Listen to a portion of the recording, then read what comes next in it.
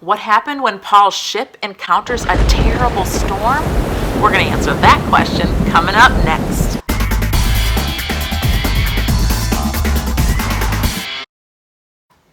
Hey everybody, this is Dana with the Wisdom Calls channel, helping you to understand the Bible better so that you can have a better relationship with God. Welcome to Bible study today. If you're new here, consider subscribing down below. We've been doing a Bible study together on the book of Acts, studying the Bible one chapter at a time, and we're coming towards the end of the book of Acts. Today we're going to be diving into Acts chapter 27, where we find out what happens when Paul's ship encounters a terrible storm on his way to go before Caesar in Rome. So let's go ahead and join into that. I want to make sure to encourage you guys to watch this video all the way to the end so that you can find out what is the one big question we're going to answer from Acts chapter 28. You're not going to want to miss that, so stick around to the end of this video. With that being said, let's dive right into Acts chapter 27. I'll be reading from the NIV version. As we had seen in Acts chapter 26, Paul had been held in Caesarea, and he was there and he spoke before Governor Felix and also King Agrippa, and they said that they found nothing worthy of keeping him either imprisoned or even sentencing him to death. But because Paul had appealed to go on to Caesar instead of being returned to Jerusalem,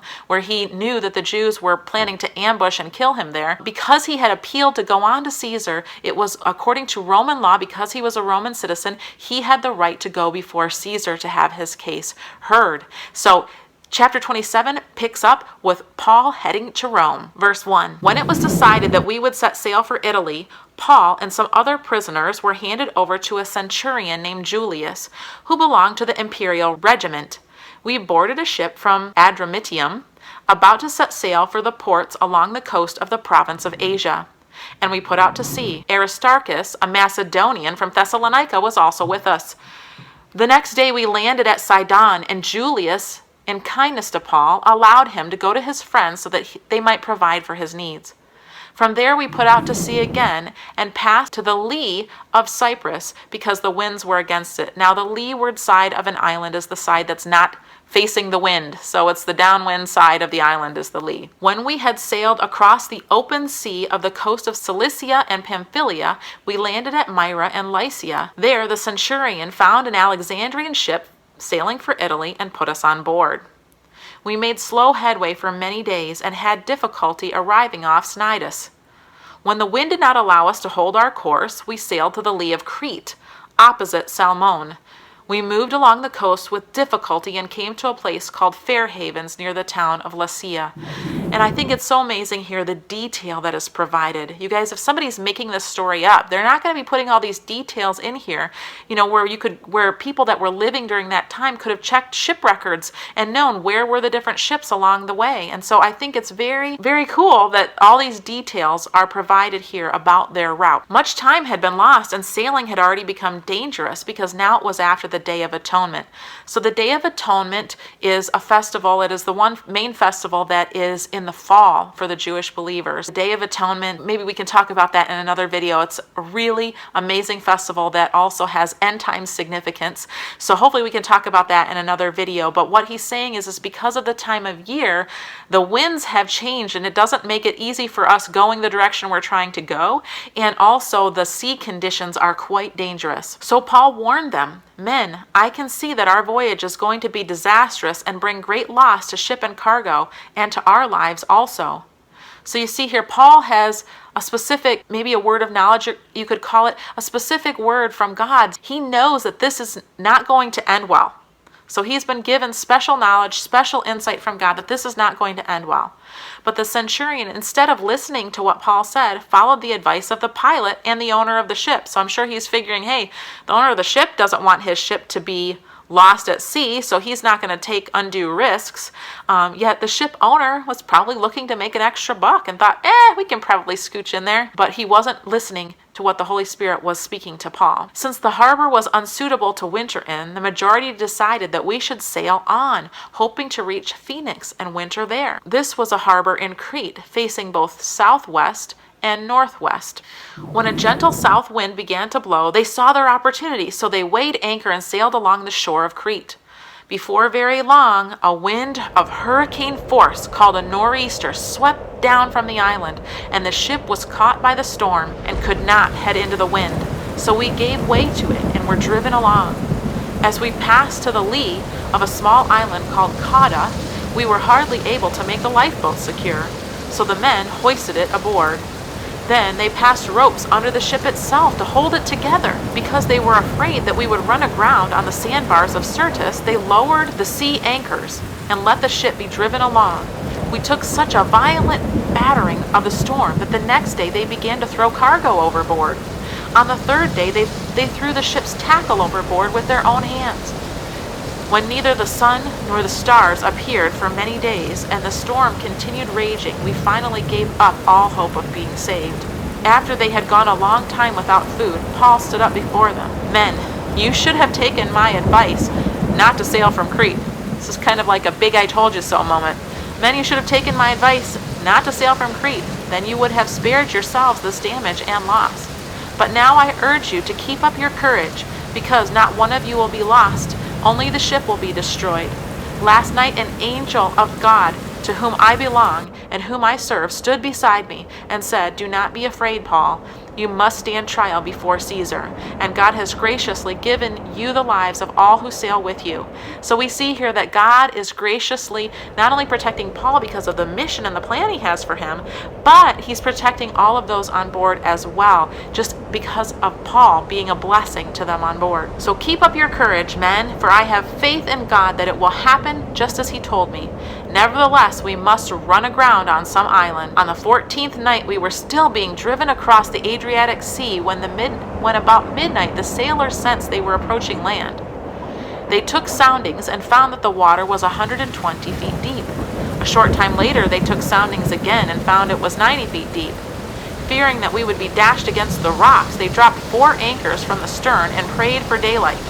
In an attempt to escape from the ship, the sailors let the lifeboat down into the sea, pretending they were going to lower some anchors from the bow. And then Paul said to the centurion and the soldiers, "Unless these men stay with the ship, you cannot be saved." So the soldiers cut the ropes that held the lifeboat and let it drift away. And so we see here that there is a contingency about being saved. They have to follow the instructions explicitly if they want to be saved. And so all of the men need to stay aboard, not a couple just, taking a life raft away. They all need to stay together to be saved. And we see here now they are putting full stock in what Paul has to say, because they even cut the lifeboat out and let it go, and they're letting their life be in God's hands. Just before dawn, Paul urged them to eat. For the last 14 days, he said, you've been in constant suspense and have gone without food. You haven't eaten anything. Now I urge you to take some food. You need it to survive. Not one of you will lose a single hair from his head. And after he said this, he took some bread and gave thanks to God in front of them all. And he broke it and began to eat. And they were all encouraged and ate some food themselves. Altogether, there were 276 of us on board. When they had eaten as much as they wanted, they lightened the ship by throwing the grain into the sea. When daylight came, they did not recognize the land, but they saw a bay with a sandy beach, where they decided to run the ship aground if they could. Cutting loose the anchors, they left them in the sea and at the same time untied the ropes that held the rudders. They hoisted the foresail to the wind and made for the beach. But the ship struck the sandbar and ran aground, and the bow stuck fast and would not move, and the stern was broken to pieces by the pounding of the surf. The soldiers planned to kill the prisoners to prevent any of them from swimming away and escaping, but the centurion wanted to spare Paul's life and kept them from carrying out their plan. He ordered those who could swim to jump overboard first and get to land. The rest were to get there on planks or other pieces of the ship. In this way, everyone reached land safely. Wow, I cannot imagine being on a ship, being tossed about in a horrendous storm for 2 weeks, over 2 weeks. That would have been a horrific experience. And you can understand that as the men worked tirelessly on board to keep the ship from running aground, that they would have been very weary and very tired and very hungry. And here Paul is able to preach to them in their darkest hour. And sometimes it takes people getting to their darkest hour before they will listen to God. Just like before this, they wouldn't listen to what Paul had to say. But then when times got really tough, really tough, God was able to get a hold of their ear so that they would listen to what Paul has to say to them. It's kind of like you can you can learn the easy way or you can learn the hard way. You guys, I want to encourage you in life.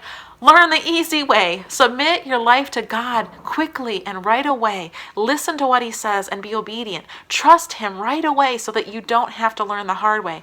But I'm so grateful for the love and the mercy of God that he still gives them an opportunity to turn and listen to him and listen to his man of God, Paul, as he's speaking instructions to them. I want to thank you so much for tuning in to our Bible study video today. Make sure to tune in next time. We are going to cover, and this is the one big question I was talking about earlier in the video, is what happens to Paul in Rome? You're not going to want to miss that, so make sure to tune in for our last video in our Acts series. It's been an amazing series and an amazing journey together. We've learned so much about the Holy Spirit, the growth of the church, and the witness of Paul, and we're going to find out how does Paul witness to the people in Rome. So this is going to be an amazing study in our next video. Also, I want to encourage you to join me in my newest series entitled Prophecy, What's Next? We find out, what does Jesus tell us about the end times? He wants you to know so that you can be prepared. So go ahead and click the video link up in the corner here, and you can take part in that video series that has already become one of my most watched videos. And I have a feeling this series is just going to be so impactful for so many of us. Until next time, keep seeking wisdom, for in Proverbs 3, blessed are those who find wisdom and those who gain understanding, for she is more profitable than silver and yields better returns than gold. This has been Dana with the Wisdom Calls channel, helping you to understand the Bible better so that you can have a better relationship with God.